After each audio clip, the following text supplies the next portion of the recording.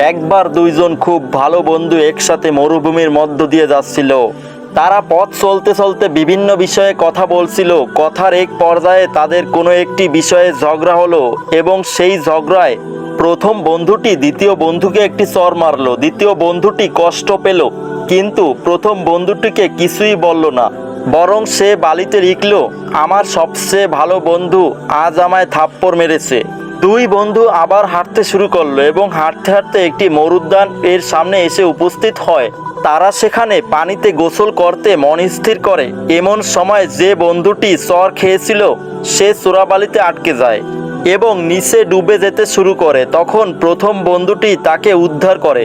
উদ্ধার হওয়ার পরে দ্বিতীয় বন্ধুটি গিয়ে আবার পাথরের উপরে লিখল, আমার সবচেয়ে ভালো বন্ধু আজ আমার প্রাণ বাঁচিয়েছে।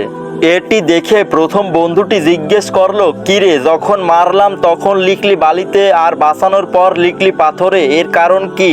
তখন দ্বিতীয় বন্ধুটি উত্তর দিল, যখন আমাদের কেউ কষ্ট দেয় সেটা বালিতেই লেখা উচিত, যাতে ভালোবাসা ও মায়ার বাতাস তা মুছে ফেলে, কিন্তু কেউ আমাদের উপকার করলে সেটা পাথরে খোদাই করে রাখতে হয়, যেন কোনো কিছুই সেটা মুছতে না পারে। ঠিক এভাবেই নিজেদের মধ্যে ছোট ছোট বিবাদ হতেই পারে, কিন্তু তা মনে পুষে রাখতে নেই, কারণ বড় বিপদগুলোতে কাছের মানুষগুলোই এগিয়ে আসে।